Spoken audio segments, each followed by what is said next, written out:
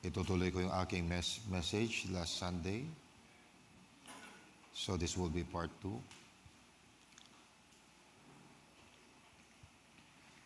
So atin muling basahin ang kwento. Dito sa Matthew 14.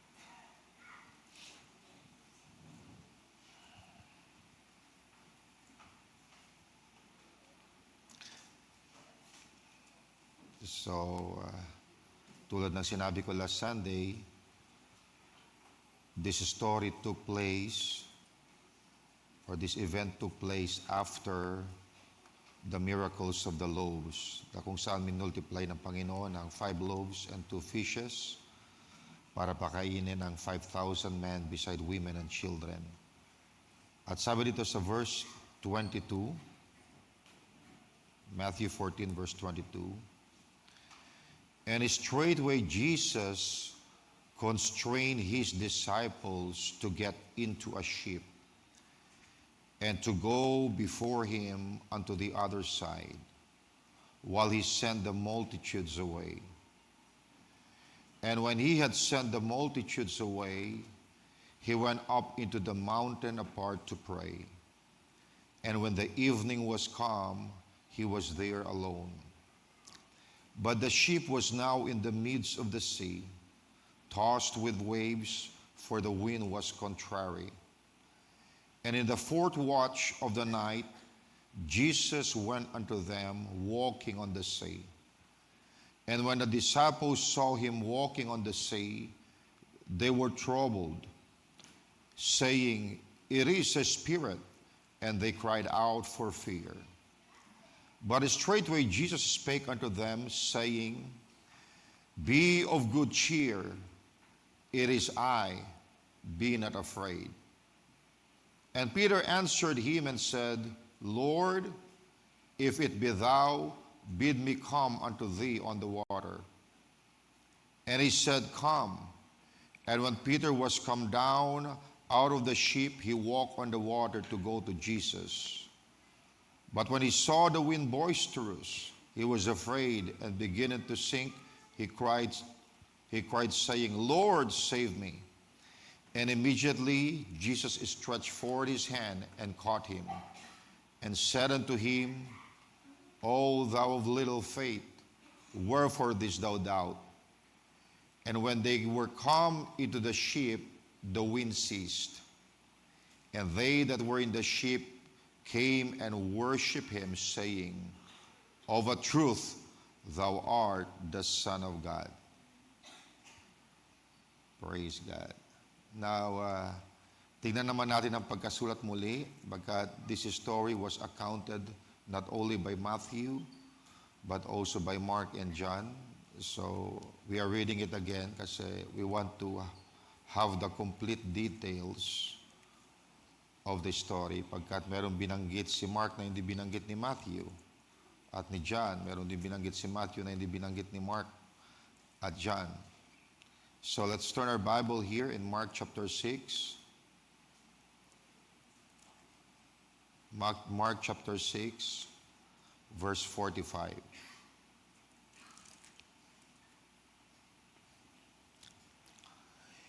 And straightway he constrained his disciples to get into the ship and to go to the other side before Bethsaida, while he went away, or while he sent away the people.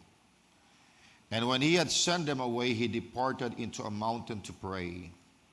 And when even was come, the ship was in the midst of the sea, and he alone on the land. And he saw them toiling in rowing, for the wind was contrary unto them. And about the 4th watch of the night, he cometh unto them, walking upon the sea, and would have passed by them. And when they saw him walking upon the sea, they supposed it had been a spirit, and cried out. And they all saw him, and were troubled. And immediately he talked with them, and saith unto them, Be of good cheer, it is I, be not afraid. And he went up unto them into the ship, and the wind ceased, And they were sore amazed in themselves beyond measure and wondered. For they considered not the miracle of the loaves, for their heart was hardened. You see that? Verse 52 was not mentioned in Matthew. And Mark did not mention that Peter walked on water.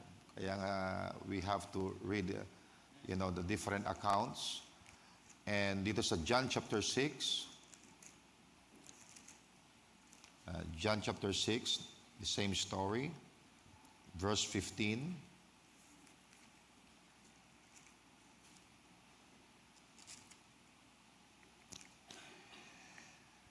When Jesus therefore perceived that they would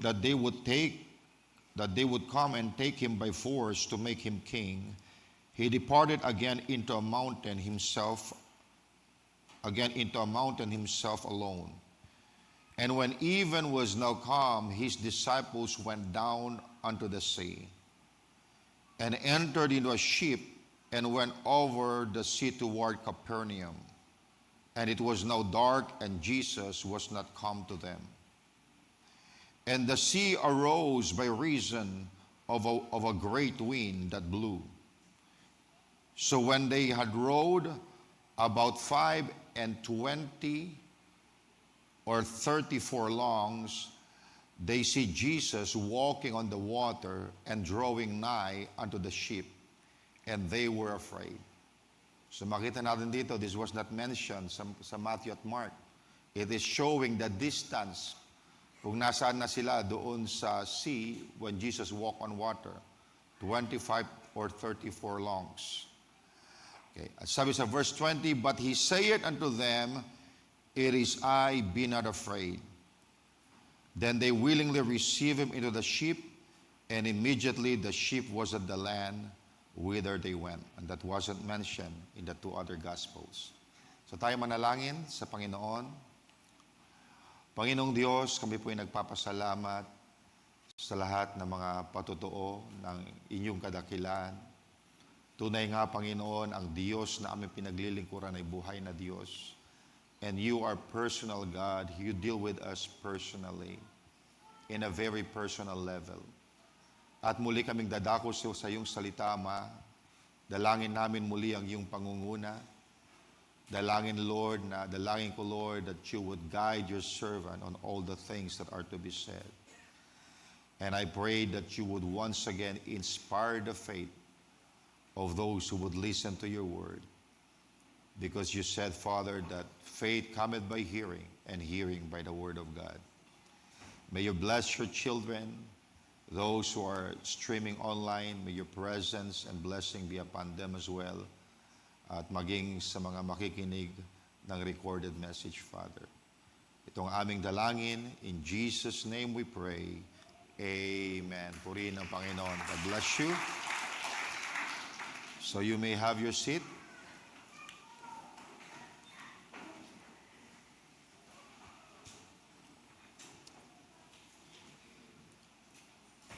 I'll be using the same title I used last Sunday.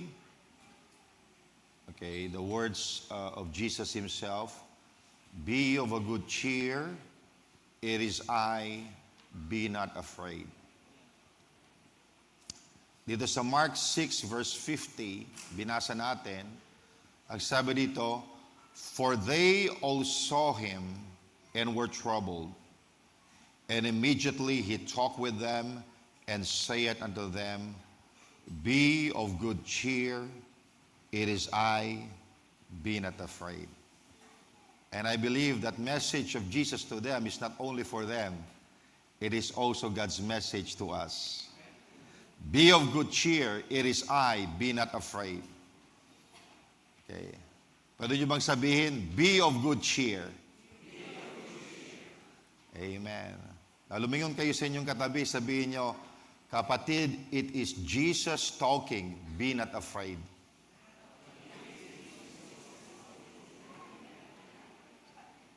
Hallelujah. Praise God. Now, mga kapatid, may mga panahon sa buhay na parang ang lakas ng hangin, ang taas ng alon, at parang lulubog na ang maliit mong bangka. Have you ever been there? When the finances dry up, or when the doctor shakes his head, sabi niya, malubha na ang iyong karamdaman, wala na kaming magagawa. Or when friends walk away and you can see your way through the night. Now, that's the disciples' story in Mark chapter 6. They were obeying Jesus Christ. Ibig sabihin, they weren't out of the will of God. They were right in the center of it. Sabi sa Bible, Jesus constrained them. That means He compelled them, He urged them to get into the boat and to go to the other side. At doon mismo, sa gitna ng kanilang pagsunod, dumating ang bagyo. Now, napansin niyo ba na minsan, hindi kasalanan ang dahilan kung bakit ka nasa bagyo? Minsan, pagsunod ang dahilan. Sometimes you get hit the hardest after you said yes to God. Nakita natin the disciples are rowing. The wind is contrary. The waves are against them. So basang-basa sila, pagod na pagod, takot na takot. And it's the fourth watch of the night, that's somewhere between 3 a.m. to 6 a.m. in the morning. Madilim, gabi pa. So they've been struggling for hours. And Jesus, the one who told them to go, seems nowhere in sight. Ngunit pakinggan nyo ito. Just because you can see Him doesn't mean He can't see you. Hindi ibig sabihin na hindi mo siya nakikita, hindi mo nakikita ang Diyos, hindi ibig sabihin hindi kanya nakikita. Pagkat ang sabi dito sa Mark 6, verse 48, and He saw them toiling in rowing. He saw them toiling and rowing. Nang ibig sabihin, si Jesus Christ ay nasa bundok, and He was watching from the mountain while they were fighting the storm in the sea. I believe that's a word for somebody. When you can't see God, God can still see you. When you feel forgotten, you are still favored. And when you think you're sinking, heaven has its eye on you. Pag pakiramdam mo, lumulubog ka, pinagmamasdan ka pa rin ng langit. And here comes Jesus, not running along the shore, not flying through the clouds, but walking on the top of the very thing that was threatening to drown them. The water that was over their heads was under His feet. And I want to tell you this morning, whatever is over your head is still under His feet. Cancer, under His feet. Death, utang, under His feet. Fear, depression, anxiety, amen, all under His feet. Ang bagay na parang lulunod sa'yo, nilalakaran lang ni Jesus. Now, the disciples looked out and thought they saw a ghost. But it wasn't a ghost, it was God in the flesh. You see, sometimes your deliverance doesn't look like what you expected. Minsan ang sagot ng Diyos, hindi dumarating sa paraang inaasahan mo. Sometimes Jesus shows up wrapped in what you're afraid of. Sa makikita natin, they cried out for fear, but Jesus spoke a word that split the night. Ang sabi niya, be of a good cheer. It is I, be not afraid. Now, can you imagine that? Waves crashing, wind blowing, darkness pressing, and here comes Jesus saying, cheer up. Oh, what a statement. What a command in the storm. Now, hindi niya sinabi, o maghintay muna kayo hanggang kumalma ang dagat. Hindi. He said, right here, right now, while the waves are still raging, be of good cheer. Ibig sabihin, habang nasa kalagitnaan ka ng bagyo, habang nasa kalagitnaan ka ng iyong problema, magalak ka, magsaya ka. Why? Because faith doesn't wait for calm seas.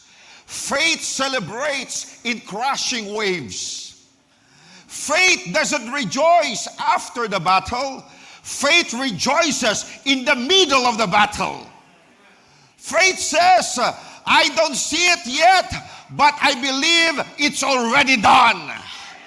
Amen. Kaya kahit may alon pa, magpupuri pa rin ako.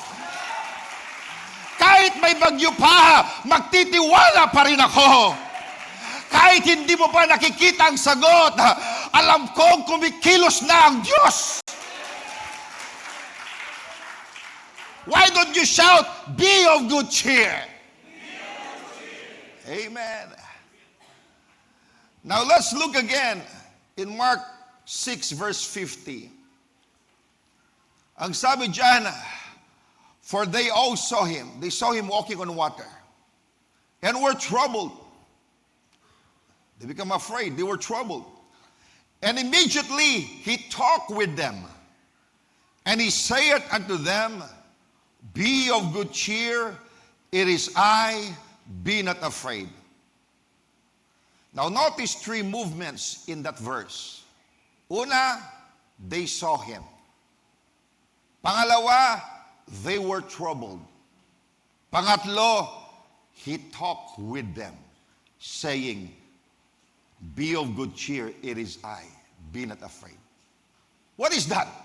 That's the mercy of Jesus. Hindi niya tayo iniiwan sa takot. Kinakausap niya tayo sa gitna nito. Amen.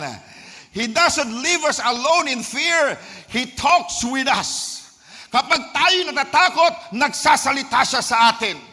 Amen. At ginagamit niya rin ang pangangaral ng salita ng Diyos. Kung minsan natatakot tayo sa sitwasyon ng buhay, pero sa tuwing tayo, amen, ay kinakausap ng Diyos sa pangangaral, nawawala ang ating takot. Why? Pagkat habang ikay natatakot, magsasalita siya sa iyo, pagkat ayaw niyang manatili ka sa takot.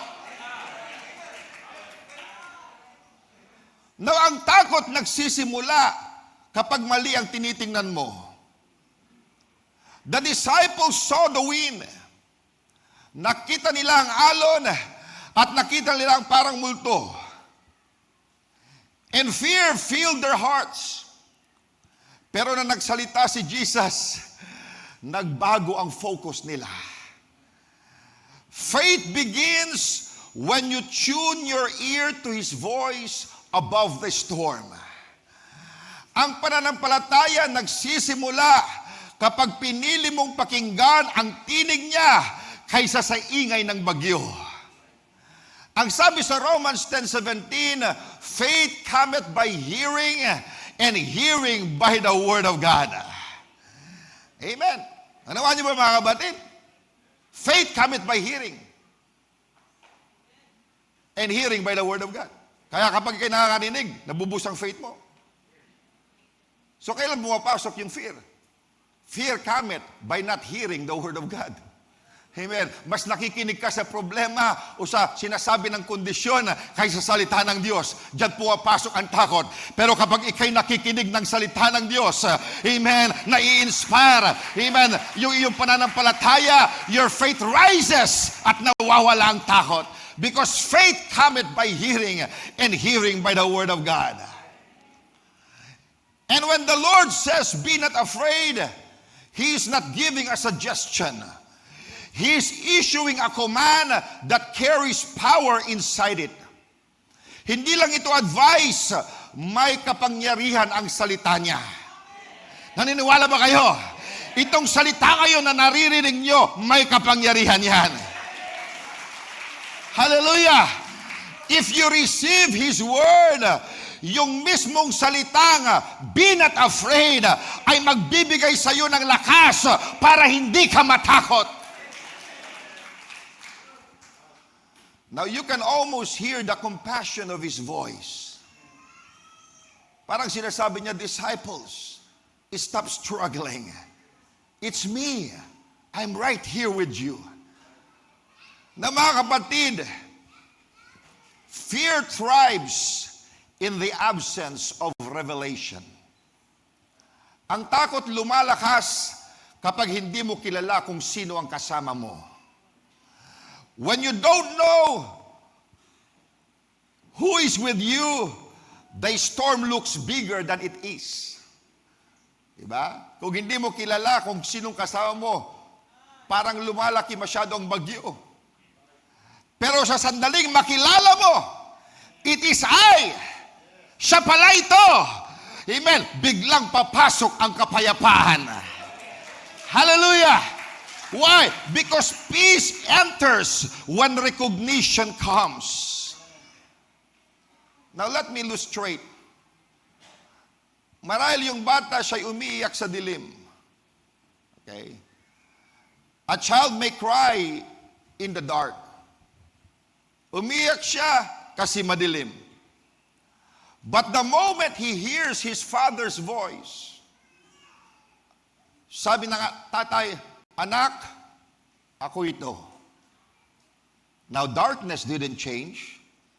Nandoon pa rin ang kadiliman, pero nagbago ang pakiramdam niya. Amen. That's what Jesus did. He didn't calm the sea first, He calmed them first. Hindi niya agad pinatahimik ang bagyo, pinatahimik muna niya ang puso nila. Ang sabi niya, be of good cheer. And somebody here needs that same order today. Gusto mong ayusin ng Diyos ang labas, pero inaayos niya muna ang loob.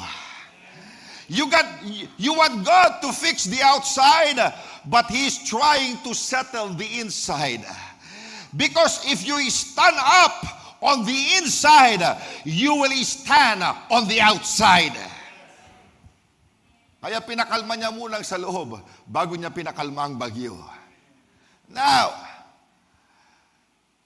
it's what Proverbs 4:23 teaches. Ang sabi doon, keep thy heart with all diligence, for out of it are the issues of life. Proverbs 4:23. Keep thy heart with all diligence, for out of it are the issues of life.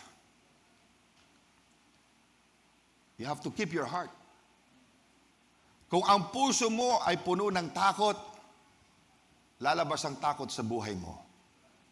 But if your heart is full of faith, your life will overflow with victory. So Jesus always begins within. He says, peace, be still, not only to the wind, but to the soul. When Jesus said, be of good cheer, it wasn't empty encouragement. I believe it was divine impartation. It was divine empowerment. He was releasing courage into trembling hearts. Now let us pause and make that practical. Ano ang kinakatakutan mo ngayon?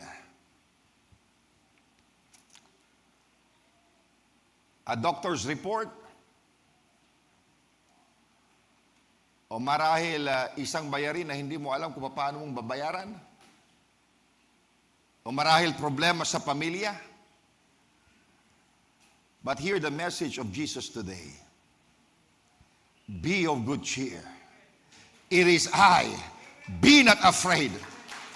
Magalak ka. Ako ito. Huwag kang matatakot. Bakit huwag kang matatakot? Pagkat narito siya. Kasama mo siya. Hindi ka niya iiwan. And if you can let the truth take root, you'll find fear losing its grip. unti-unting bibitaw ang takot sa buhay mo. Because faith and fear cannot share the same seat. One rises as the other falls. Kaya huwag mong hayaang ang takot ang magpaliwanag ng sitwasyon mo. Si Jesus mismo ang pakinggan mo. Ang kanyang salita mismo ang pakinggan mo. He is the one walking on the waters. The one whose footprints never sink. The one who says, I will never leave you nor forsake you. Kapag kilala mo ang kasama mo, kapag kilala mo kung sino ang kasama mo, makakapagpahinga ka kahit may kulog at kidlat. Ganyan ang nangyari sa amin ni Sandra. Sa kalagitnaan ng pagsabog doon sa Bahrain, rinig na rinig namin ang pagsabog, nakakatulog kami. Pagkat alam namin kung sino ang kasama namin. Hallelujah! Amen. Kapag kilala mo, o alam mo kung sino ang kasama mo, amen, meron kang kapayapaan, nakakapagpahinga ka sa kabila ng kulog at kidlat. That's why the word of the Lord this morning is simple but powerful. Do not be afraid. Huwag kang matakot. Now sabihin mo, hindi ako natatakot. Amen. Now, there's a difference between sympathy and faith.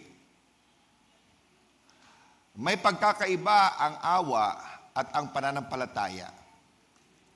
Now, sympathy feels for you, faith fights for you. Ang awa nakikiramay, pero ang pananampalataya lumalaban para sa iyo. Amen. Sympathy may cry with you in the valley, but faith will lift you up out of it. So now, hindi ibig sabihin nito magiging manhid tayo. Hindi. Alam natin, umiyak din si Jesus sa libigan ni Lazarus. At sabi sa Hebrews 4:15 that Jesus is touched with the feelings of our infirmities. Kaya si Jesus umiyak sa libigan ni Lazarus. Pero pagkatapos niyang umiyak, anong ginawa niya?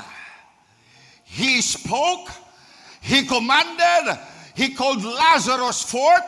Sumigaw siya, Lazarus, come forth. That's the divine balance. Compassion leads to action. Love doesn't just sit in the tomb, but rolls away the stone. Now, in our world today, many people confuse sympathy with ministry.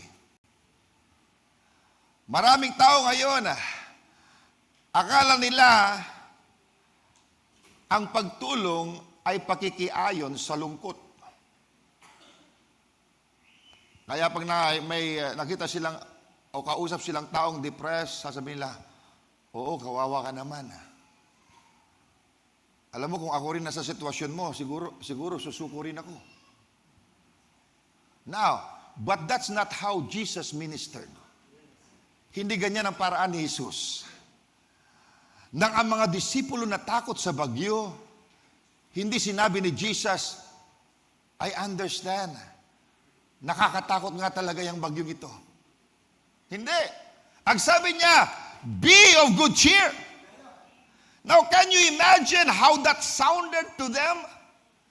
They were about to drown. They were about to drown, and Jesus says, cheer up. Now, it sounds unreasonable, but that's what faith sounds like it to fear. Ganyan ang tunog ng faith sa tenga ng takot. Because faith talks different. Iba magsalita ang pananampalataya. Faith doesn't deny the storm, it defies it. Hindi nito itinatanggi ang bagyo, hinahamon nito. Faith doesn't pretend the waves aren't real. It declares that Jesus is greater than the waves. Hindi Hindi dinideny ng faith na walang alon. Amen. Pero ang dinideklara ng pananampalataya ng aking Diyos, mas malaki kaysa alon. Do you believe that? Amen. Kilala mo ba kung gaano kalaki ang Diyos mo? Ano man problema mo ngayong umaga? Ano man klaseng sitwasyon ang kinalalagyan mo? Mas malaki ang Diyos mo. And there is no problem that God cannot solve. Now, you can't walk on water if you keep agreeing with the wind. You've got to agree with the word. Now, the Bible says in 2 Corinthians 4 verse 13, ang sabi dyan, we having the same spirit of faith. Do we have the spirit of faith? Sabi dyan, we having the same spirit of faith, according as it is written, I believe, and therefore have I spoken. We also believe, and therefore speak. Naniniwala ako. Amen. Kaya nagsasalita ako. Kung naniniwala ka, isalita mo. Anong sabi ni Jesus Christ? Ye shall have whatsoever ye say. Hindi niya sinabi, ye shall have whatsoever ye believe. Ye say, pagkat yung paniniwala mo, kinakailangang salita mo. Isalita mo. Amen. Sabi niya, whosoever shall say to this mountain, be moved, and be cast into the sea, and shall not doubt, but believe in his heart. So, pero hindi lumindo doon. Okay? But believe in his heart that whatsoever he saith will come to pass. He shall have what he saith. Hallelujah. Amen. Amen. Kung pinapaniwalaan mo, hindi ka natatakot na sabihin, hindi ka natatakot na marinig ni Satanas, pagkat naniniwala ka, at kung naniniwala ka, tutuparin ng Panginoon sa buhay mo. Naniniwala ako, kaya nagsasalita ako. And when you speak faith, you don't magnify the problem. You magnify the promise. You don't exalt the sickness. You exalt the Savior. You don't talk about the mountain. You talk to it. Amen. Kasi maraming problema sa tao, when they come to God, they talk about their mountain. Panginoon, ito ang problema ko, malaki na, marami na akong babayarin. They talk about God. They talk to God about their mountain. Jesus did not say, talk about your mountain. Hindi, sabi niya, talk to your mountain. Speak to your mountain. Amen. Magsalita ka. Amen. Sa problema mo. Hallelujah. Salitain mo ang pangako ng Diyos over your situation, over your condition, and you will see the glory of God. You will see your situation change. Amen. So you don't talk about the mountain, you talk to it. Amen. Bakit hindi mo sabihin sa katabi mo, faith talks back? Ayan ang pananampalataya, marunong magsalita.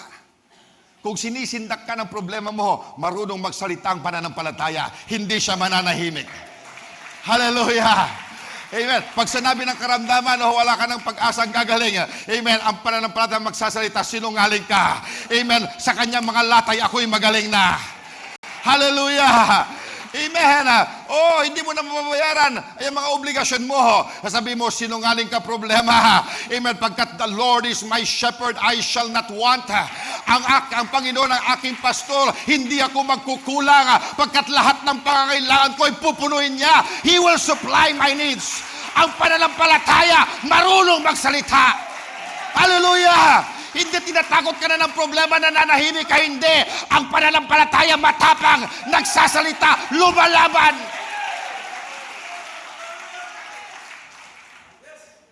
Hallelujah. Now hear this carefully. May uri ng comfort na pumapatay sa pananampalataya. It's when we gather around someone who's hurting and only rehearse their pain. Now we mean well, but instead of lifting them, we anchor them deeper. Akala natin nakakatulong tayo, pero lalo lang silang lumulubog. Why? Bagkat sa ating mga sinasabi, sasabihin natin, oh, I understand why you're bitter. Kung ako nasa kalagayan mo, pati ako magagalit din. O marahil, if I were you, I would quit. Mga kapatid, that's not comfort. That's confirmation of defeat. Jesus never comforted anyone into staying broken. He comforted them into being whole. To the man sick of the palsy, Jesus said, Son, be of good cheer, thy sins be forgiven thee. To the woman with the blood issue, Jesus said, Daughter, be of good comfort, thy faith hath made thee whole. To Jairus' household, when the child had died, he said, Fear not, believe only, and she shall be made whole. Do you see the pattern? Every time Jesus entered a storm or tragedy, sa tuwing si Jesus ay papasok sa bagyo o trahedya, his first word was fear not. His second word was believe. And his third word was power. Kung ikay maniniwala, you would see the power of God. Now, you need to stand up inside before you can stand up outside. Because you can't walk on the water with a sinking spirit. You can calm the sea around you while the storm is raging inside of you. Now get this. Inner cheer produces outer change. Ang kagalakan sa loob nagdudulot ng pagbabago sa labas. Kapag payapa ka sa gitna ng bagyo, wala nang kapangyarihan ng bagyo sa iyo. Naniniwala kayo dyan? Now, tingnan natin ang sinabi ni Apostle Paul dito sa Philippians 4:6-7. Sabi niya, be careful for nothing. In other words, don't worry about anything. Don't be anxious of anything. Okay? Pag sinabing, be careful for nothing, hindi ibig sabihin wala kang problema. Ibig sabihin yan, merong mga bagay-bagay sa iyong buhay that can cause you worry. Pero ang instruction sa atin ng Biblia, okay, don't worry about anything. Don't be anxious. Okay? Why? Pagkat meron tayong Diyos. Ano natin? Be careful for nothing, but in everything, by prayer and supplication,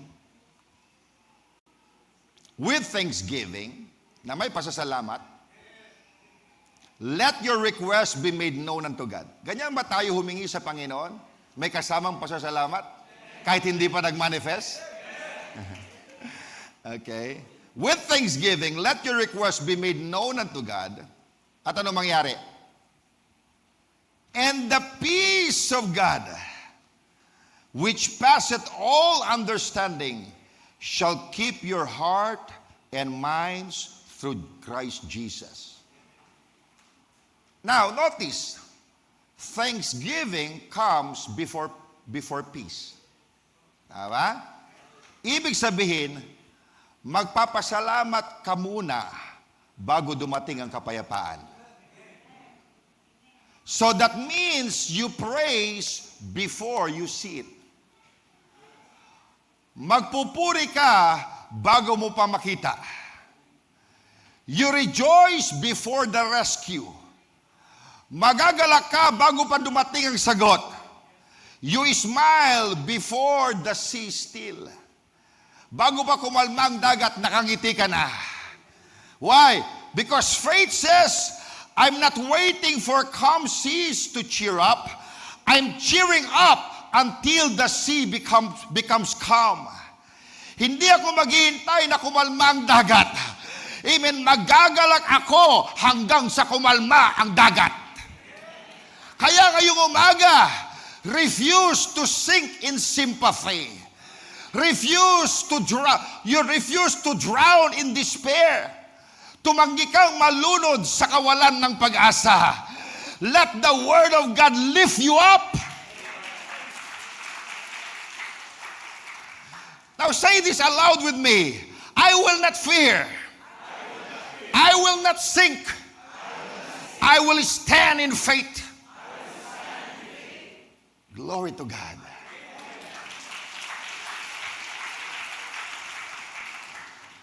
Now I want you to catch this revelation. The storm that terrified you, or I could say the storm that terrified the disciples, was no big deal for Jesus.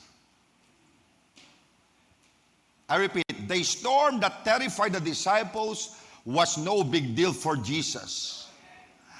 Ang bagyong kinakatakutan ng mga alagad, maliit lang yun kay Jesus. Amen. The same sea that tossed their boat was the same sea that became his pavement. What they feared, he walked on. What threatened to drown them, he used as his highway. Amen. Ang kinakatakutan nila, nilalakaran lang niya. Ang gustong lumunod sa kanila, ginawa niyang daan. Hallelujah! Bakit hindi natin sabihin, it's no big deal for Jesus. Hindi yan mahirap sa Diyos.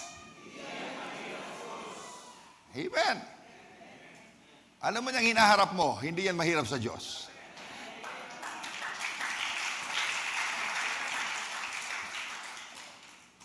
What you call impossible, He calls easy. Ang imposible para sa iyo, madali lang sa Diyos. Ang sabi sa Luke 1:37, for with God, nothing shall be impossible. Naniniwala pa kayo dyan? Now, tingnan natin ang sinabi ni Jeremiah dito sa Jeremiah 32:17. Jeremiah declared, okay, Lord God, behold, thou hast made the heaven and the earth by thy great power and stretched out arm, and there is nothing too hard for thee. Amen. Walang bagay na mahirap sa Diyos. Pagkat itong Diyos natin pinag-uusapan, hindi ribulto. Ito ang may likha ng langit at lupa. Siyang nagladlad ng bituin sa kalawakan, mga kapatid. Makapangyarihang Diyos ang ating pinag-uusapan dito. Amen. Ang sabi ni Jeremiah, you have made the heaven and the earth with thy great power. Kumbinsido ako that there's nothing too difficult for thee. Kaya mga kapatid, amen, kung tinatakot kayo ng iyong problema at hindi ka makatulog sa gabi, amen, lumabas ka lang ng iyong bahay, amen, at dumungaw ka sa langit, at tingnan mo, amen, habang dumudungaw ka, nakikita mo ang bituin sa langit, at maya-maya masasabi mo, Lord, how great thou art.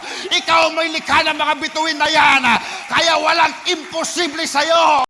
Amen, ano bang pinagdadaanan ko, kaya mong lutasin. Amen. There is nothing too hard for thee. Walang mahirap sa Diyos. Now listen, the problem that seems unmovable to you is laughably small to the Almighty. Ang problemang hindi mo kayang galawin, kay God, parang wala lang. That sickness, He healed worse than that. Alam mo, malalayan na yung karamdaman mo. Mga kapatid, mas marami pa diyang mas malala pinagaling ng Diyos. That death, He canceled bigger. That storm, He walked through stronger. Now you may call it crisis, but God called it a stage to reveal His glory. Amen. Amen. Ang krisis na yung kinaharap, amen, ay lamang ay stage para maihayag ng Diyos kung sino siya sa iyo.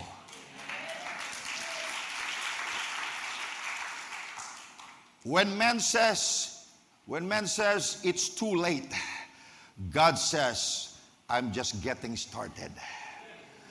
When the doctor says no cure, Jesus says, I am the God that healeth thee.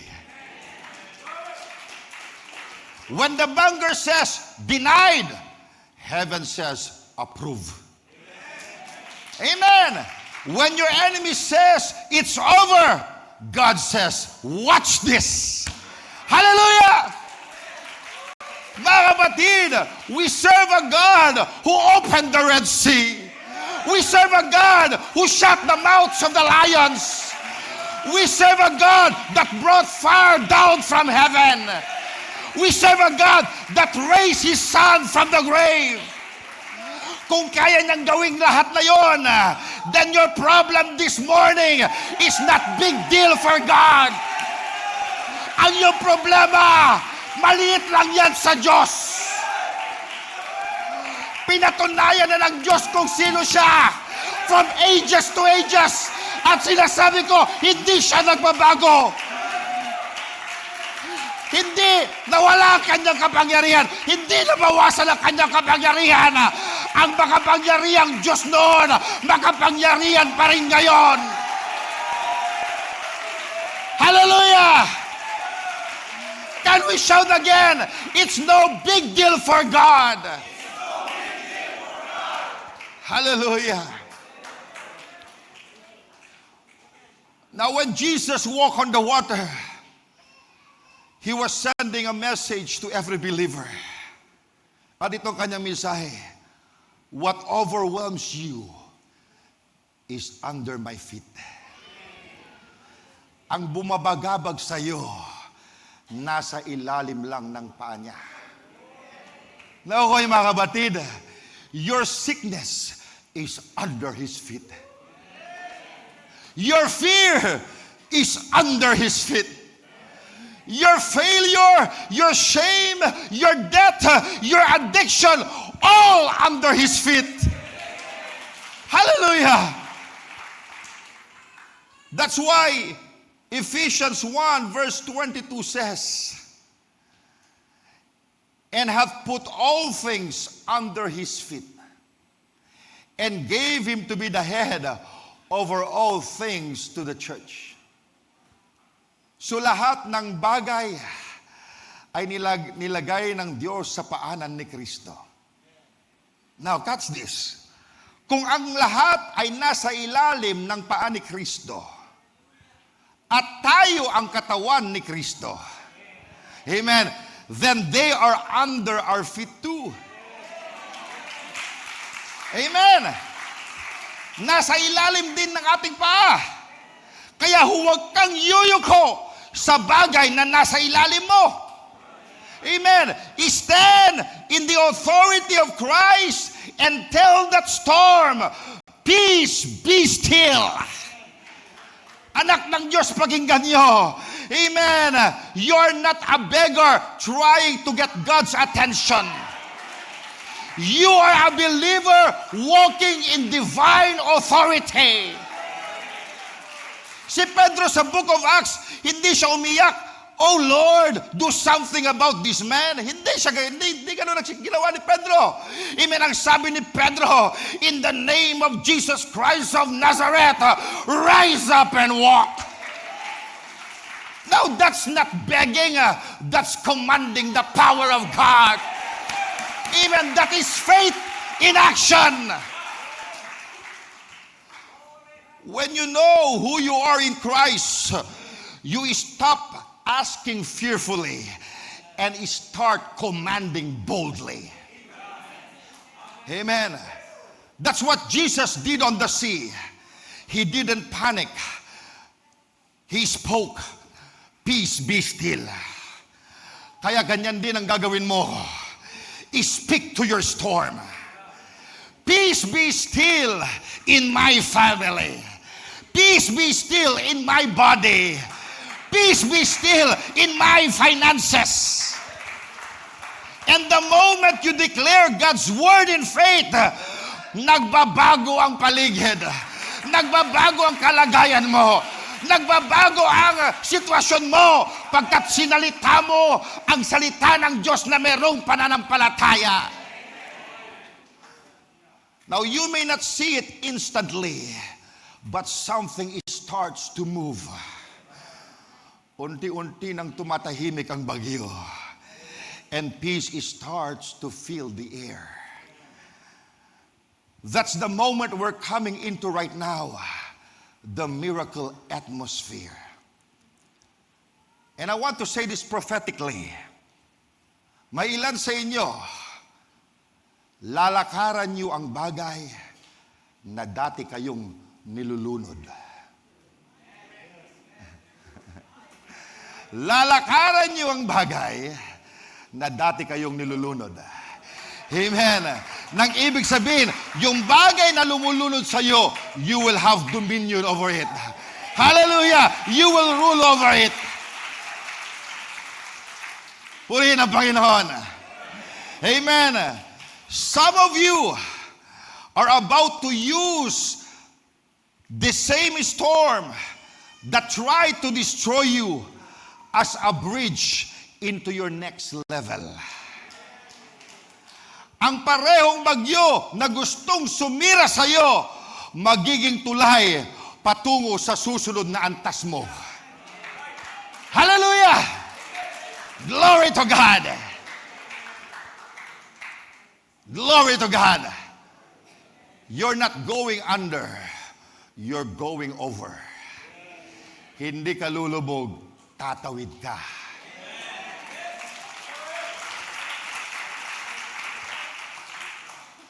Now in Mark 6, the disciples are still fighting the wind.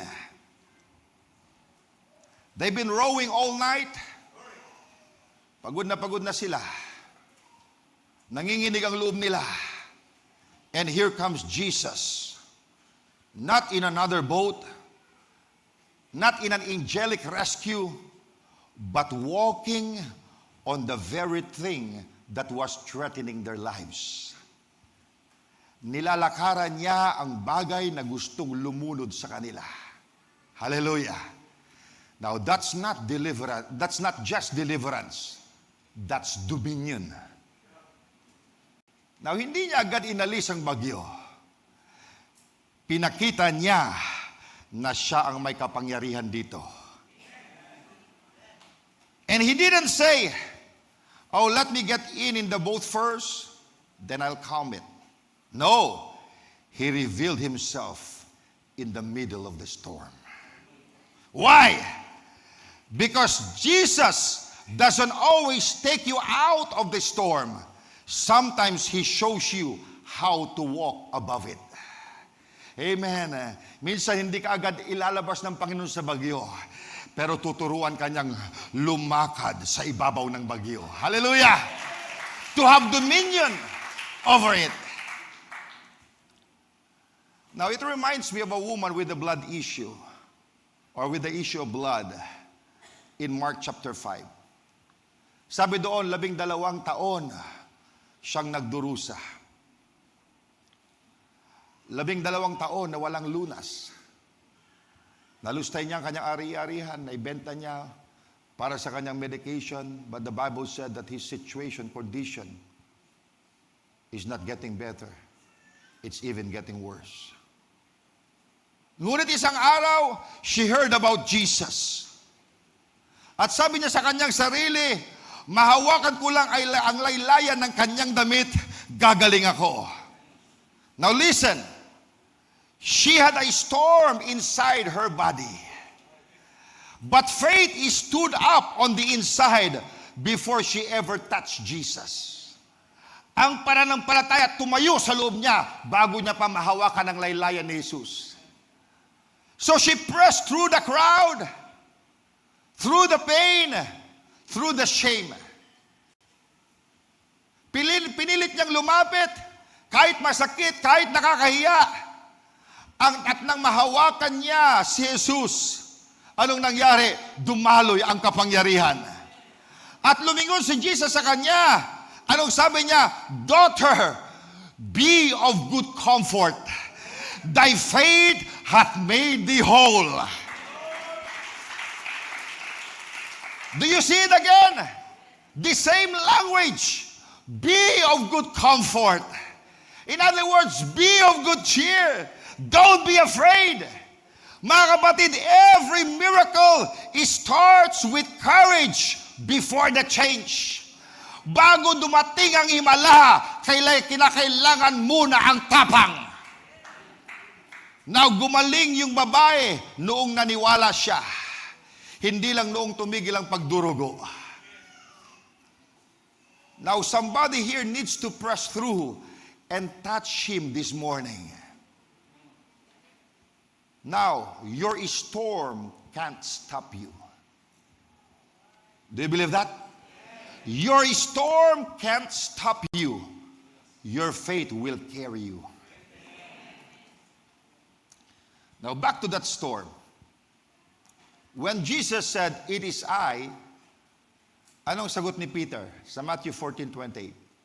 Peter answered, "Lord, if it be thou, bid me come unto thee on the water." And Jesus said one word. Ang sabi niya, "Come." And Peter stepped out of the boat. I could say that he did what no man had ever done before. He walked on water. The only person you could read in the Bible besides Jesus that walked on water is Peter. Okay? Ang tubig na nilulunod ang iba, nilakaran niya. Now that's what happens when you have a word from God. What kills others becomes your testimony. Diba? What drowns others becomes your dancing floor. Sabihin nyo sa katabi nyo, "I'm stepping out of my boat." Amen. We want to experience the miraculous. Alam nyo, sa Acts 28, Paul had survived a shipwreck. For 2 weeks, nandoon sila sa kalagitnaan ng dagat, sa bagyo, at mayroong bagyo. Grabe, hinahagis na nila yung kanilang, yung cargo sa dagat. Talk about a storm. You know, Paul experienced a shipwreck. At nawasak yung kanilang sinasakyang barko at sila'y napadpad sa isang isla na ang pangalan ay Melita. So siya'y giniginaw, so siya'y nag-gather ng sticks, okay, para siya'y gumawa ng apoy.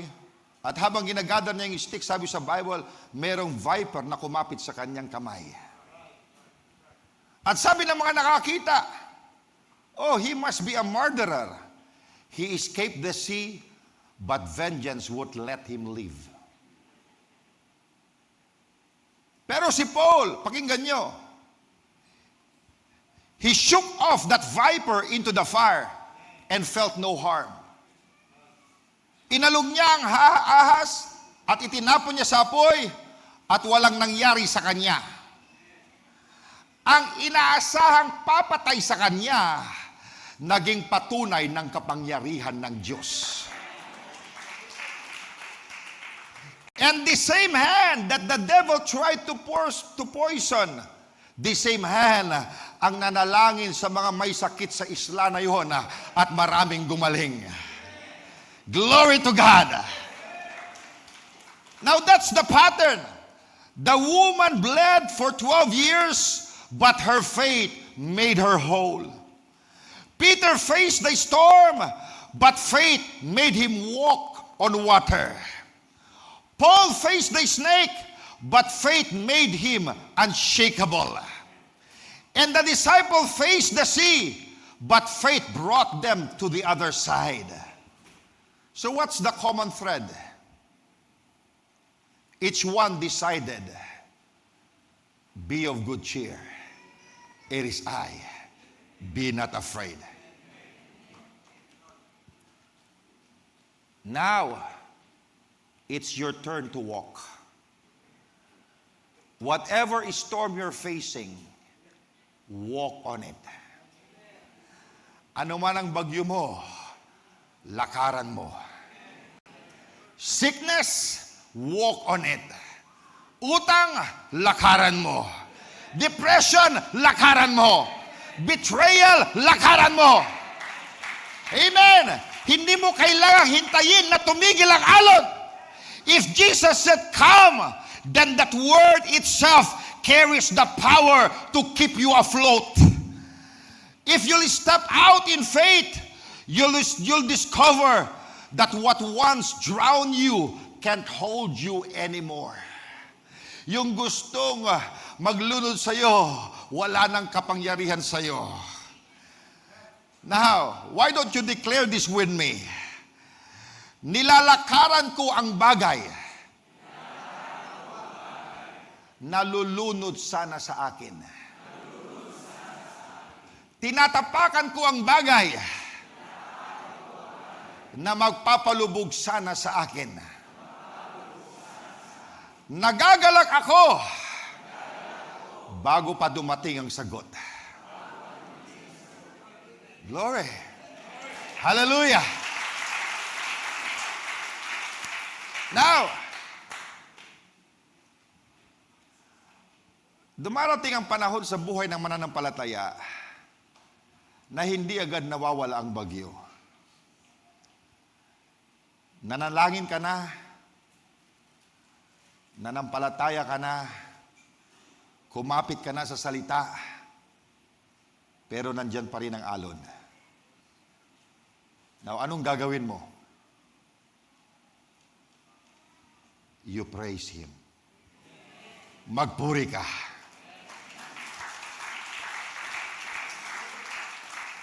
Because praise is not the sound you make after the victory, it is the sound that brings the victory.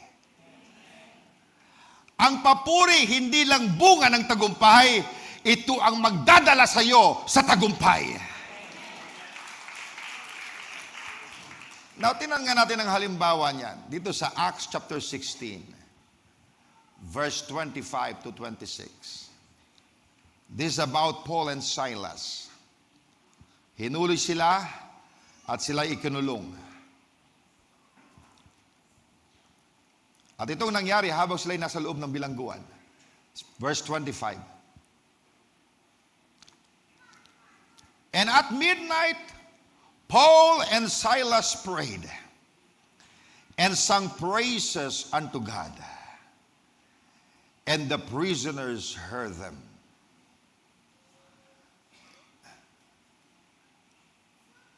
Hindi sila umawit nang nakalabas na sila sa kulungan. Hindi sila nagpuri nang after silang nakalaya.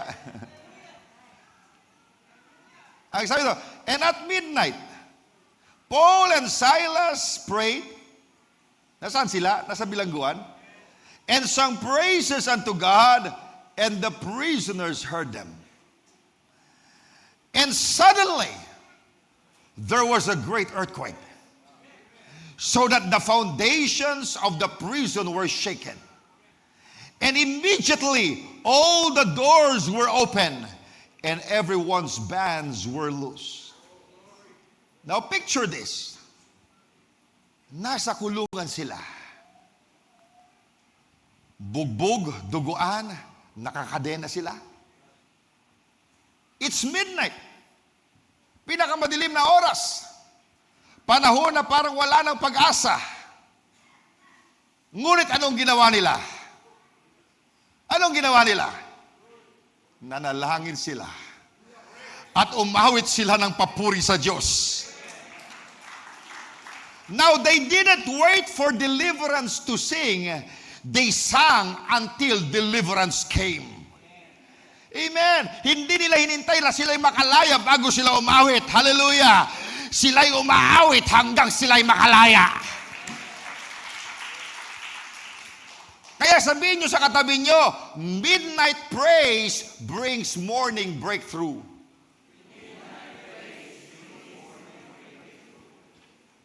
Now, hindi sila nagpupuri para may makuha.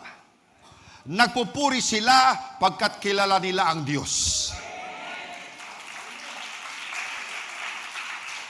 Nang ibig sabihin, this praise is relationship-based. Sinasabi nila, we know our God, we trust our God. He's good even here, even now. And the Bible says, the prisoners heard them. Oh yes. Real praise is loud enough to be heard. Amen. It's not mumbling under your breath. It's not, thank you, Jesus, in a whisper of fear. Amen. It's a shout of faith that says, my God reigns even here. And while they were praising, God was shaking the prison house. While they were worshiping, the foundations were moving. And while they were singing, chains were snapping. Natanggal ang kanilang tanikala. Because praise invites God's presence. Naniniwala kayo dyan? Amen. Kung gusto mong anyayan ang Diyos sa kalagitnaan ng iyong sitwasyon, magpuri ka sa Panginoon.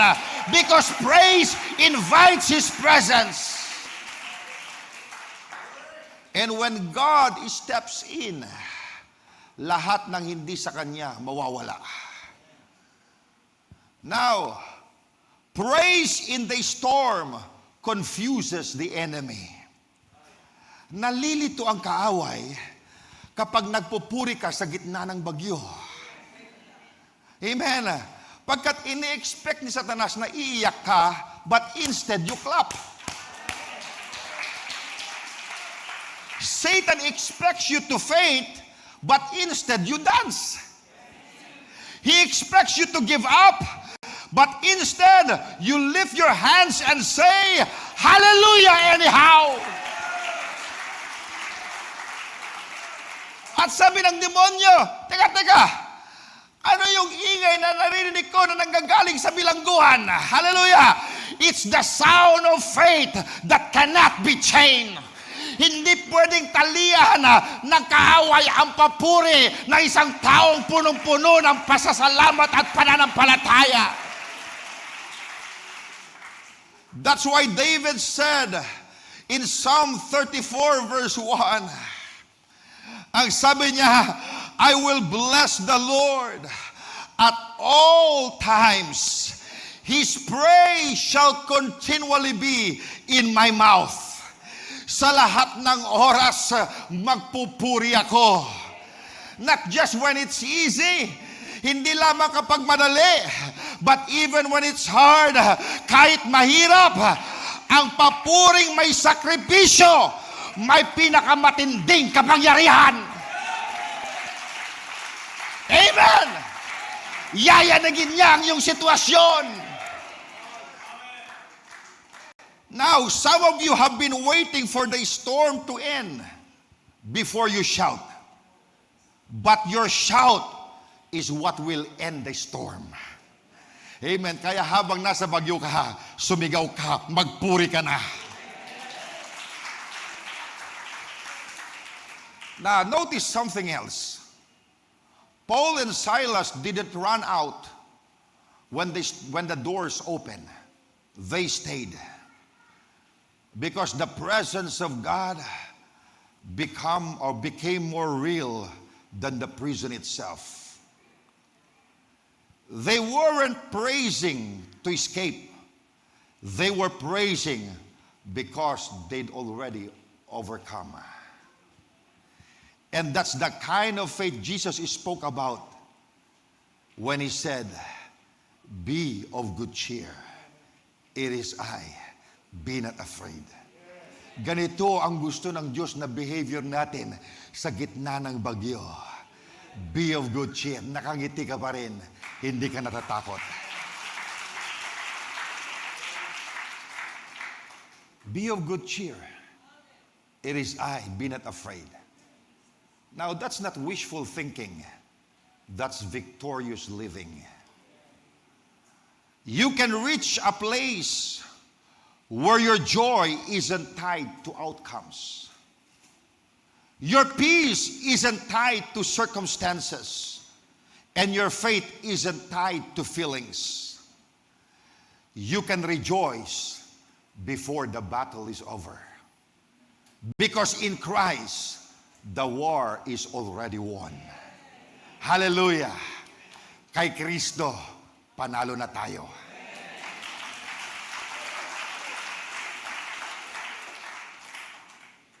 At habang sila'y nagpupuri, ang sabi sa Bible, and suddenly, sabihin nga natin suddenly.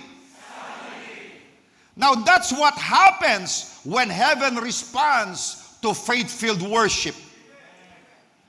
The foundation shake, the doors swing open, the chains fell off. Amen. Oh, I feel it. Mga kapatid, this is your moment of suddenly. Hallelujah! If you've been faithful in the dark, kahit na nasa kadiliman ka, kahit nasa pagsubok ka, amen, nagpupuri ka pa rin, naglilingkod ka pa rin. If you prayed and praised through the midnight, get ready. Your suddenly is on the way. Hallelujah! Glory to God. Amen. The shaking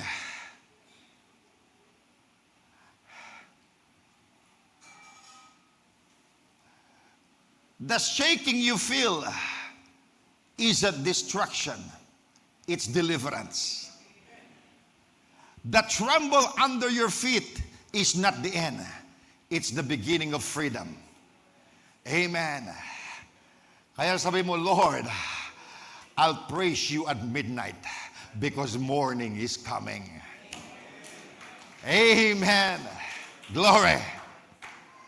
Now let's go back to the beginning of this journey. Matthew 14, verse 22.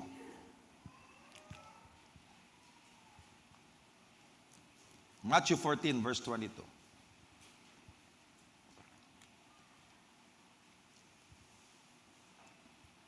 Anong sabi dyan? And straightway, Jesus constrained his disciples to get into a ship and to go before him unto the other side while he sent the multitudes away. Now, napansin niyo ba yung salitang yon? Sabi dyan, constrained. It means Jesus strongly urged them. Pinilit niya sila na sumakay sa bangka. Ibig sabihin, hindi sila agad sumunod. Kasi pag sinabing constrain, there must be a resistance. Diba? Merong resistance on the part of the disciples. That's why Jesus constrained them. Okay? So he didn't drag them physically, pero may resistance sa loob nila. May alinlangan sila, may hesitation sila. So Jesus said in effect, get in and go. Sumakay kayo at tumawid kayo. Now, why did the disciples resist? Bakit sila nag-aalanganin o nag-aalangan na sumakay sa barko? Now remember, these were fishermen. Mga mangingisda sila. Sanay sila sa Sea of Galilee. At alam nila ang galaw ng hangin. Alam nila kung kailan may paparating na bagyo. Because they could sense it. Nararamdaman na nila na may paparating na bagyo. Because all signs were there. Lahat ng palatandaan nandoon na. So their instinct said, delikado, wag muna. But Jesus said, go. Now most of us don't understand this because we discern what the weather is like by listening to a weatherman. We have virtually no acclimation whatsoever. But these disciples were far more in tune with the weather than we are today. That's why Jesus had to constrain them. The storm may not have hit yet, but they could see it coming. Bagamat hindi pa bumagsak yung bagyo, pero nakikita nila na paparating na. Because the signs were there. And it was against their better judgment to be out on the Sea of Galilee at that time. Yet they went because Jesus told them to go. Alam niyo yung masasabi ko mga kapatid, sometimes obedient doesn't feel comfortable. Minsan ang pagsunod hindi komportable. Sometimes everything in you says, Lord, parang hindi tama ito. Parang delikado. Pero kapag sinabi ng Panginoon, amen, hindi ka makikipagtalo, susunod ka. When the Master says go, you go. Kapag sinabi niyang tumawid ka, tumawid ka. Why? Pagkat anumang mangyari sa kalagitnaan, mararating mo ang kabilang dako. Now, many believers think, kung nasa kalooban ako ng Diyos, walang problema. But that's not true. Hindi totoo yan. The disciples were in the will of God. And the storm still came. Nasa gitna sila ng kalooban ng Diyos, pero may bagyo pa rin. Napakinggan niyo ako ngayong umaga. Obedience does not exempt you from adversity. But obedience guarantees His presence in the storm. Ang pagsunod, hindi ka nilalayo sa problema. Pero tinitiyak nito, nakasama mo ang Diyos sa gitna nito. Now, ginagamit ng Diyos ang bagyo para hubugin ka. Upang turuan kang magtiwala sa Diyos. Upang patibayin ang iyong pananampalataya. And to teach you His voice in the dark. Now, bakit sila pinatawid ni Jesus kahit alam niya na may paparating na bagyo? Because the storm was part of the lesson. Bahagi yun sa gusto niyang ituro sa kanila. Bahagi yun sa kanyang pagtuturo. He wanted them to learn that His word, go to the other side, was stronger than any wave they'd ever face. Mas malakas ang salita niya kaysa sa anong alon. He wanted them to see that their safety wasn't in the boat, it was in His command. If He said go, then go. Amen? And if He said go, then go contains the power to get you there.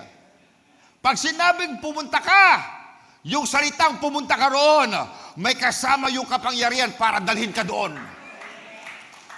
Kaya kung sinabi niyang humayo ka, may kapangyarihan yon para makarating ka. There's power in His word. Do you believe that? May kapangyarihan sa kanyang salita. When God gives you a word, it carries built-in protection, direction, and provision. Now imagine these fishermen. They were seasoned men of the sea. I could see them arguing quietly among themselves. They see clouds forming over the mountains. And they see the wind shifting direction. At sinasabi ng kanilang instinct, we've got to stay near the shore. Pero sabi ni Jesus, go. Now, faith is when you obey God, even when your senses disagree. Sumusunod ka sa Diyos kahit kontra ang nararamdaman mo. So faith says, Lord, I'd rather be in a storm with you than on the shore without you. Mas mabuti nang nasa bagyo ako, kasama ka, kaysa nasa pangpang ako na hindi ka kasama. And that is the safest place in the world, the center of His will. Hallelujah! Kung ikaw ay nasa kalikadnan ng kanyang kalooban, ayan ang pinaka-safest place pagkat kasama mo ang Diyos. And notice something powerful. Jesus didn't reveal Himself walking on the water to the multitudes on land. He revealed Himself to the disciples who obeyed and went into the storm.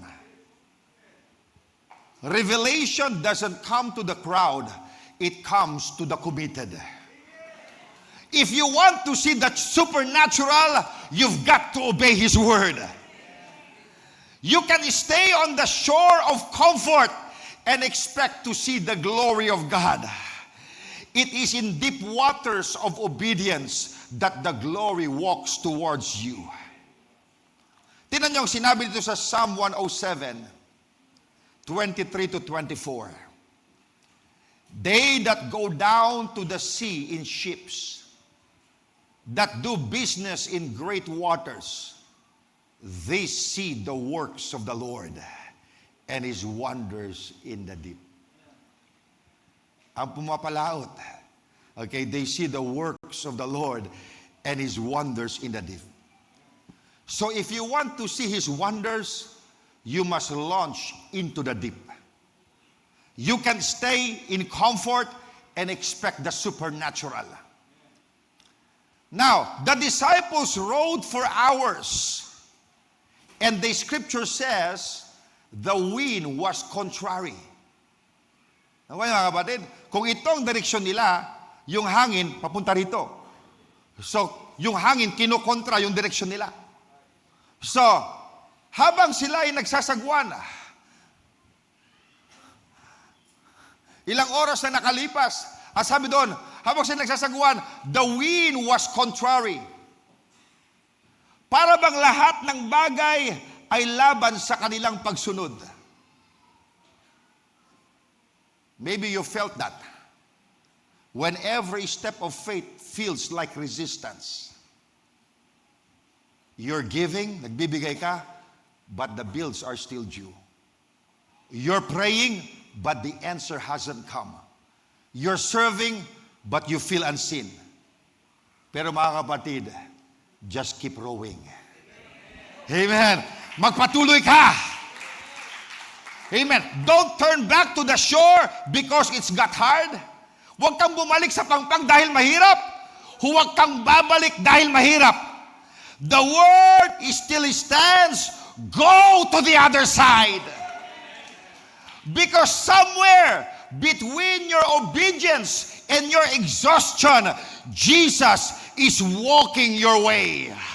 Sa kalagitnaan ng iyong pagsunod at pagod ka na, maya-maya makikita mo si Jesus nandyan na, lumalakad. He's closer than you think. The same wind that fought you is carrying Him towards you. The same waves that rose against you are announcing His arrival. Now, had the disciples refused to launch, they would never have seen Jesus walk on water. Kung hindi sila sumunod, hindi nila nakita si Jesus na lumakad sa tubig. Had they played it safe, they would have missed one of the greatest revelation of His divinity. Now, every act of obedience opens a door of encounter. When you step out on His word, you make room for Him to step, or you make room for Him to step in with His power. Now, pakinggan nyo. Get in and go. Don't wait until the sky is clear. Don't wait for confirmation from fearful friends. If Jesus said it, that's all the confirmation you need. Now declare this with me. Lord, I'll obey you even in the storm. I'll row even when the wind is contrary. I'll trust even when I can't trace you. Because your word will get me to the other side. Amen. Hallelujah.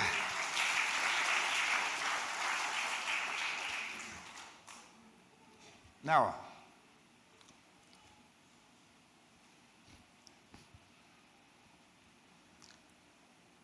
marahil nasa gitna ka na ng kalooban ng Diyos.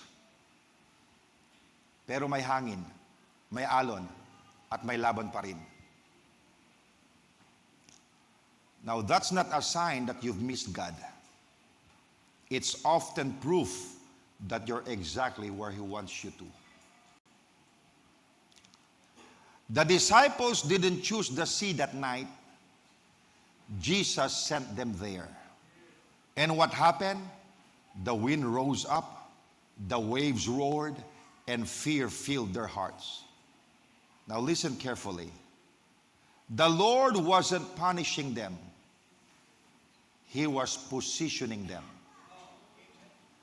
Because the storm that came to break them became the classroom where where they would meet Jesus in a new way. Ang bagyong akala nila sisira sa kanila, iyon pala ang lugar kung saan makikilala nila si Jesus ng mas malalim.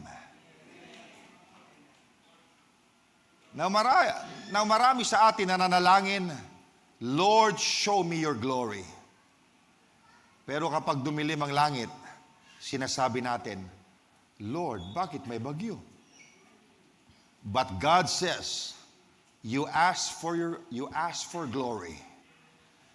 Pero madalas, dumarating ito kasama ng ulap ng pagsubok. Now listen carefully. Hindi lahat ng bagyo pareho. There are storms of correction and storms of perfection. May bagyong nagwawasto, may bagyong nagpapalago. And you need to know the difference. In Jonah chapter 1, Jonah ran away from God's will. And a storm rose up to bring him back. That was a storm of correction. In Matthew 14, the disciples sailed in God's will. And a storm rose up to mature their faith. That was a storm of perfection. Same wind, same waves, but different purpose. Jonah's storm said, turn around. The disciples' storm said, go through. That's why you've got to discern the difference. If your storm came from rebellion, repent. But if your storm came from obedience, rejoice. Because God is using it to reveal His power in you. Amen.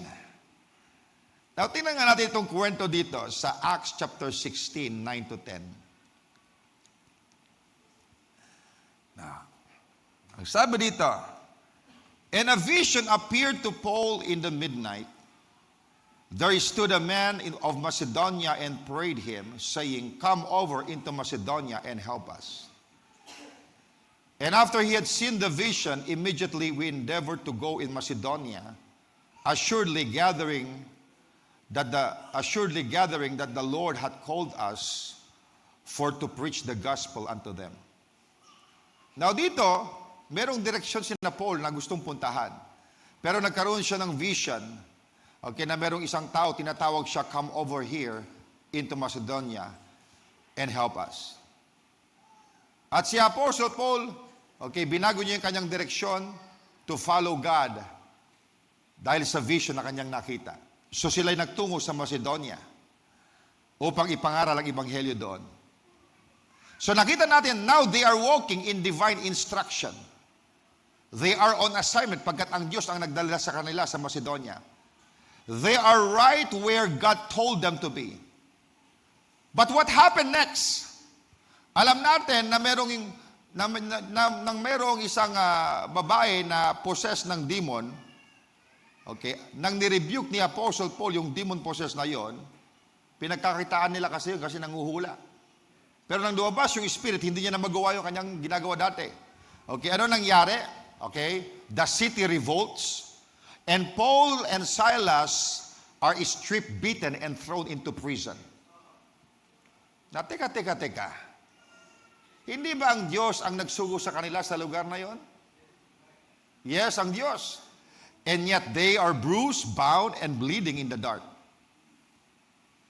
Now, child of God, that's the paradox of purpose. You can be anointed and attacked at the same time.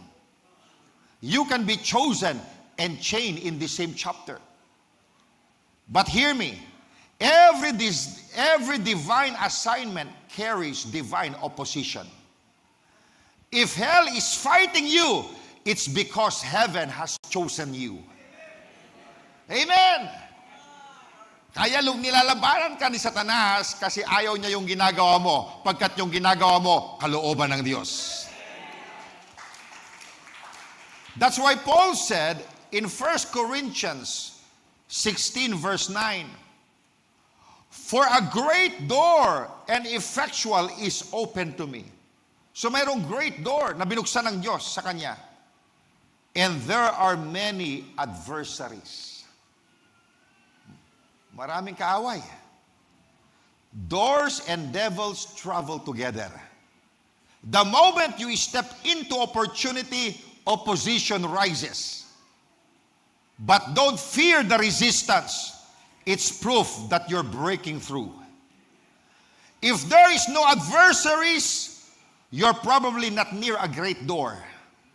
But if everything around you starts shaking, get ready. God's about to make way through the wind. Now, tingnan niyo yung 3 Hebrew boys na Shadrach, Meshach, Abednego. When they refused to bow doon sa rebulto ni King Nebuchadnezzar, itinapos sila sa fiery furnace. But in the middle of the flames, a 4th man appeared. At ang sabi ni King Nebuchadnezzar sa Daniel 3:24, "Did not we cast 3 men bound in the midst of the fire? And lo, I see 4 men loose, walking in the midst of the fire. And the form of the 4th man is like the Son of God." Now, bago mga kapatid, itinapon si Shadrach, Meshach, Abednego sa apoy, tinalian muna sila, ginapusan sila. Do you see it? Pumasok silang nakagapos, lumabas silang malaya. Because when you're in God's will, the fire that was meant to kill you will only burn your chains. Amen. Yung apoy, tatanggalin lang yung gapos.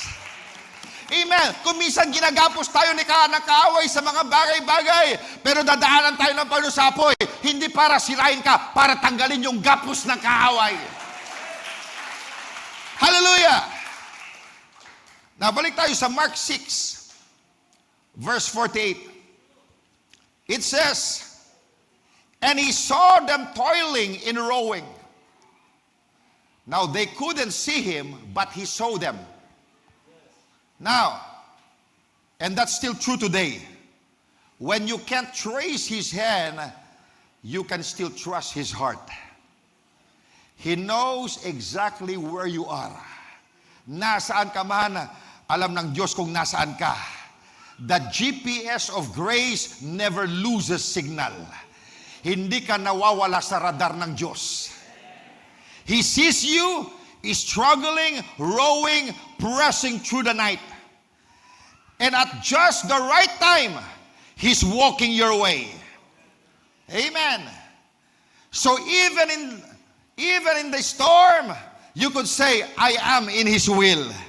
Even in adversity, I am under His eye. I will not quit. I will not turn back because Jesus sees me and He's walking toward me. Glory to God. Now, Jesus told His disciples, "Go to the other side." At kahit gaano kalakas ang hangin, ang salitang yun ay may kapangyarihan pa rin. Because when God speaks, His word becomes a bridge over the water. Kapag nagsalita ang Diyos, ang kanyang salita ay nagiging tulay mo sa gitna ng bagyo. Sabi sa Matthew 24:35, heaven and earth may pass away, but not one jot or tittle of His word shall fail. Langit at lupa lilipas, pero ang salita niya hindi mababali. That means if God said, you're coming through, then you're coming through. Kung sinabi ng Diyos na tumawid ka, makakatawid ka. Now, you may wobble, pero hindi ka lulubog. You may stumble, pero hindi ka babaksak.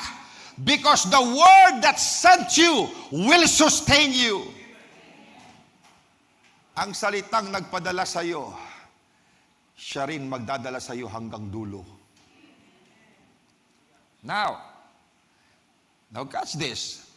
When Jesus stepped into the boat, tingnan natin ang sinabi ng Biblia. Turn your Bible in Mark 6:51. Anong nangyari when Jesus stepped into the boat? Anong sabi dyan? Immediately. Mark 6 verse 51. Immediately, the wind ceased. Huminto yung hangin. As he stepped into the boat, the wind ceased. And they were sore amazed in themselves beyond measure and wondered. Now, tingnan niyo ito. Pagpasok ni Jesus, tumigil ang bagyo.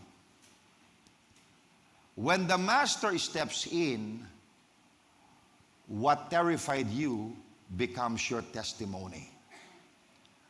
Ang kinakatakutan mo, nagiging patotoo mo. The waves didn't calm themselves, they bowed to His presence. The winds didn't fade by accident, they recognized their Creator. That's why, nais kong sabihin sa inyo, you don't need a new boat. You need Jesus in your boat. Because when He's in your boat, you'll find peace in every panic, calm in every chaos, and faith in every fight. Now, itong dagat na binanggit dito, the sea in this story is the Sea of Galilee. Ito rin ay tinatawag sa Biblia na Lake of Gennesaret. Now, can you show them the map, please? Don't say slide. I want to show you something here.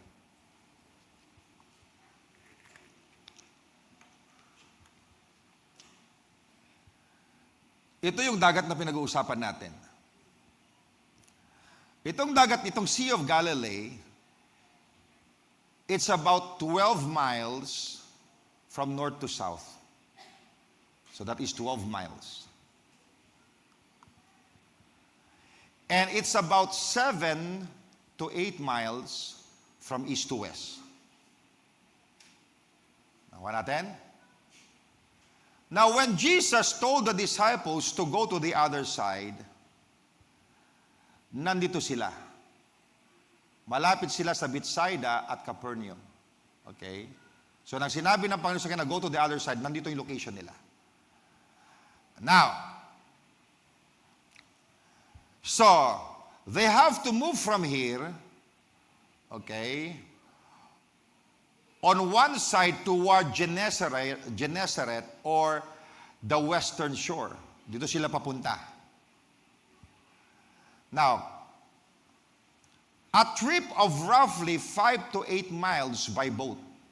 So itong trip na ito, it's roughly 5 to 8 miles by boat, depending on the exact route. Now, rowing a small fishing boat across that distance, na 5 to 8 miles, would take about 1.5 to 3 hours for experienced fishermen like the disciples. So kapag experiensyado yung tatawid dito, okay, that could just take them 1.5 to 3 hours to cross. Now, the disciples get into the boat around sunset. So roughly, that's about 6 o'clock to 7 p.m. Okay? Ayun yung panahon na sumakay sila sa barko. Now, how far were the disciples when they saw Jesus on water? Nasaan na sila? Nasaan na sila nang nakita nila si Jesus na naglalakad sa tubig? Now, tingnan nyo. Tingnan natin sa John 6 verse 19, pagkat sinabi dito, kung nasaan na sila. Okay. Itong bagay na ito, hindi binanggit sa Matthew at sa Mark. Binanggit lamang sa John. Okay. John 6:19.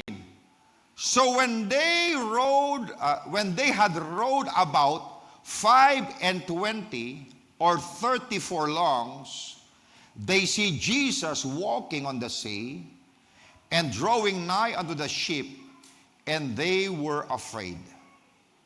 So, gaano na sila kalayo? Sabi sa Bible, pabalik yung map. Okay, sabi sa Bible, 25 to 30 furlongs na yung layo nila mula dito. And that is about 3 to 3.5 miles. Okay?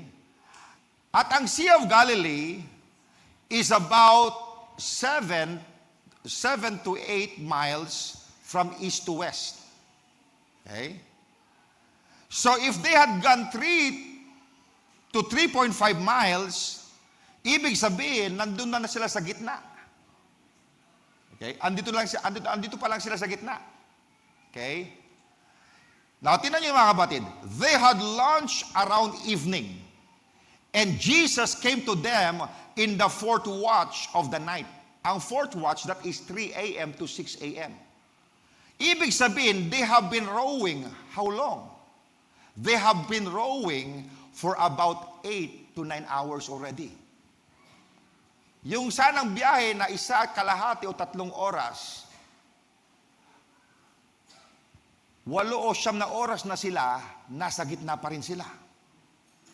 Now, so they were only 3 to 3.5 miles across the sea, less than halfway pa lang sila.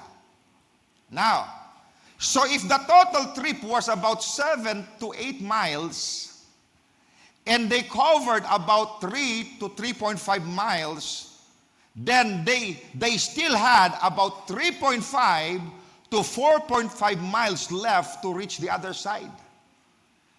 So kung nandyan na sila, okay, kinakailangan pa nilang 3.5 to 4.5 miles para ma-reach nila ito.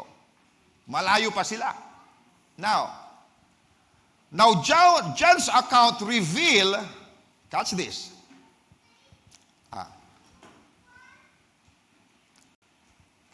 John's account reveal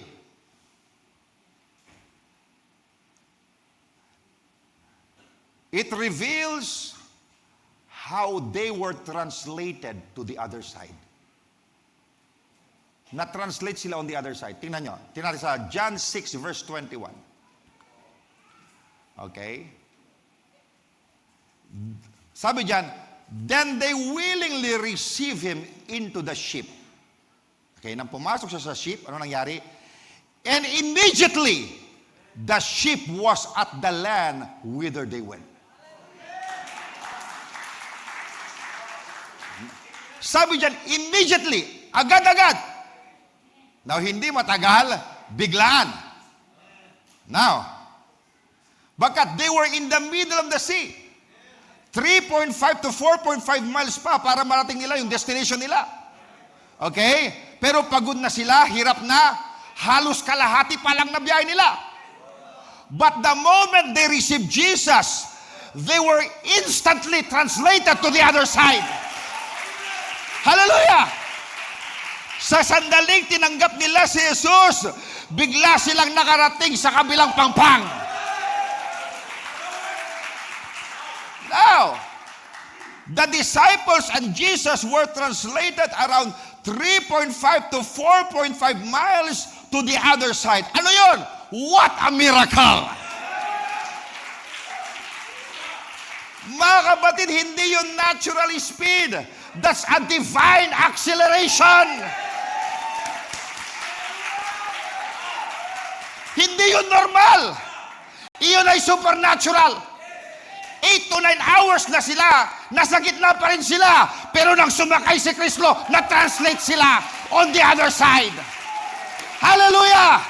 Huwag kayong mag-alala. Habang nandito tayo sa life's journey natin, maya-maya matatranslate tayo on the other side. Sino ang gagawa, Panginoon? Sa kalagitnaan ng squeezing time battle floor, matatranslate tayo. Hallelujah! Mararating natin yun, walang duda, pagkat sinabi niya, they that alive and remain shall be caught up.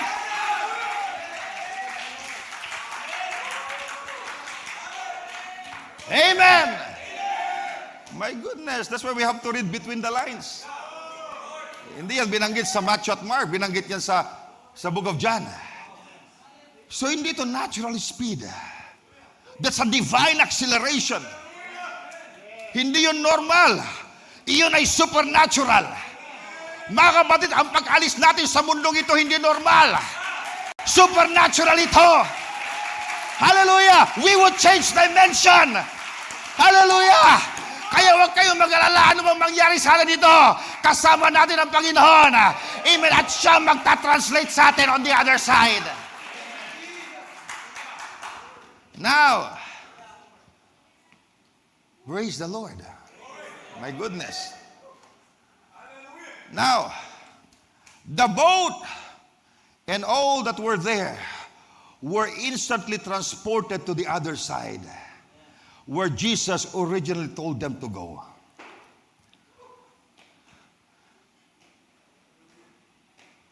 Alam niyo, posible rin, kung itong mga disipulo ay tumayo sa pananampalataya at hindi natakot, baka bago dumating si Christ, na-translate na sila sa other side eh. Kung nananampalataya sila, kaya lang nanguna yung takot sa kanila eh. Ano sabi sa John 6:21? Then they willingly receive him into the ship. And immediately, the ship was at the land whither they went. Immediately, not eventually, not gradually, immediately. So the moment they received Jesus, the struggle was over. Amen. That's what happens when you let him in fully. Let me say this. What could have taken years in your own strength can happen in moments by his power.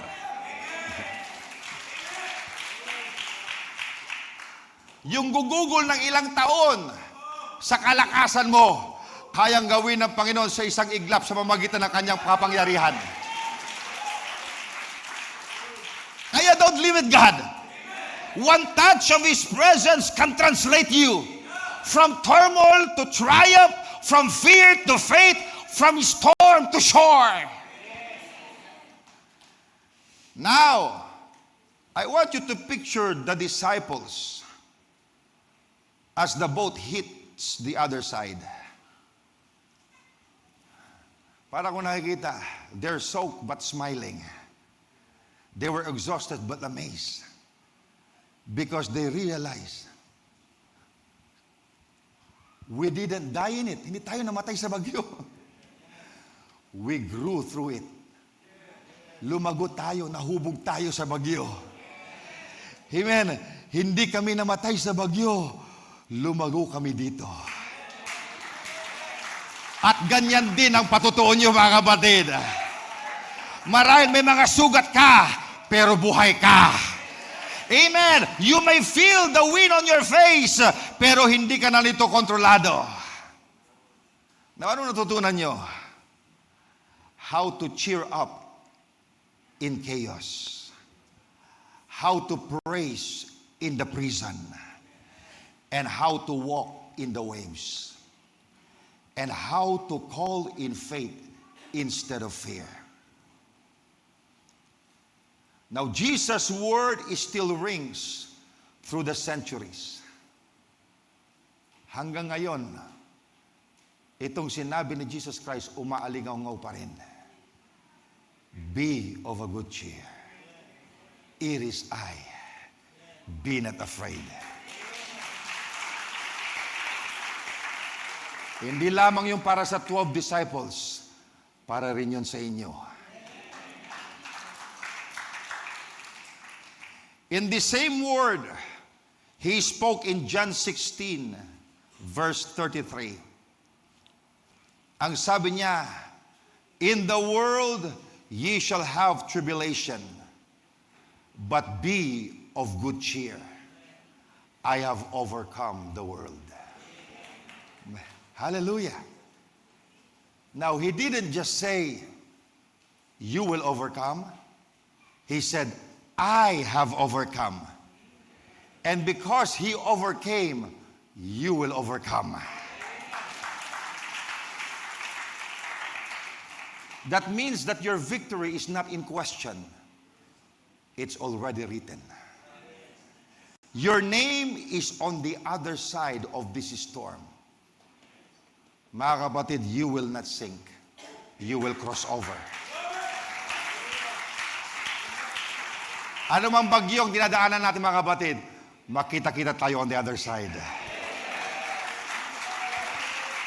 Matatranslate tayo on the other side. Praise God. Now, maybe you are in the fourth watch of the night now.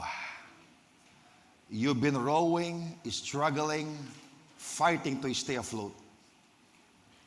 You love God, but you feel weary. Sumusunod ka, pero hindi pa rin humuhupang bagyo. At ito ang mensahe ng Diyos ngayon sa iyo. Be of a good cheer. It is I. Be not afraid. Now, you don't have to understand how the storm will end. Kailangan mo lang makilala kung sino yung lumalapit sa iyo.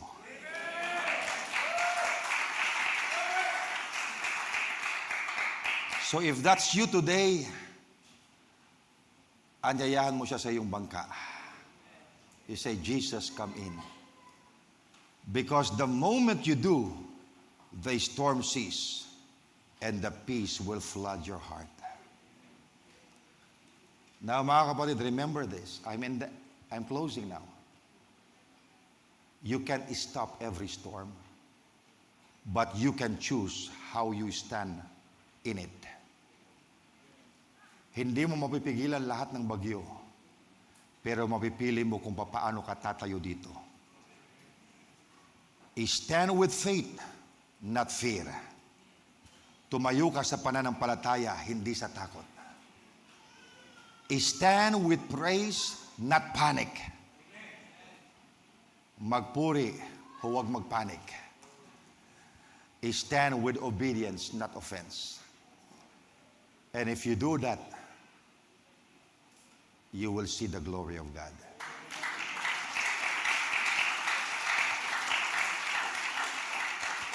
Amen. Cheer up, child of God. Magalag kayo, mga anak ng Diyos. You are not sinking, you're walking. You are not dying. Hindi tayo mamatay, hindi tayo dead in Christ. Ewan ko kung meron dito. We are not dying, you're crossing over. You're not alone. The great I am walks beside you. Hallelujah! Your storm is turning into testimony. Purihin ang Panginoon. Tayo po lahat ay tumayo. Hallelujah. Praise God. Blessed be the name of the Lord.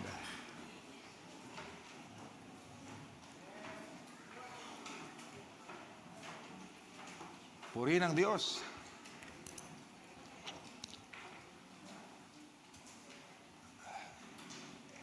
You know, it's wonderful. Isang kwento lang yung binasa natin last Sunday. Hanggang ngayon, hindi pa tayo tapos. Hindi pa ako tapos dito. Tutuloy ko pa sa next Sunday. Diba? Maybe I could preach 4 messages from this story. Amen. Pagkat ganun ang Panginoon magpakain sa atin. Amen. Salamat sa Panginoon.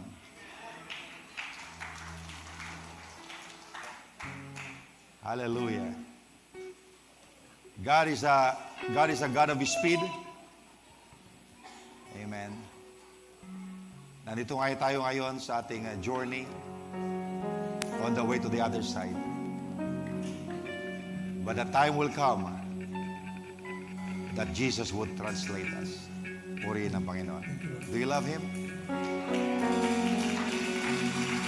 Praise God. Praise the Lord. Praise God. Jesus. Amen. Ngayon, mapupuri na tayo sa Panginoon. God bless you, Brother Mac.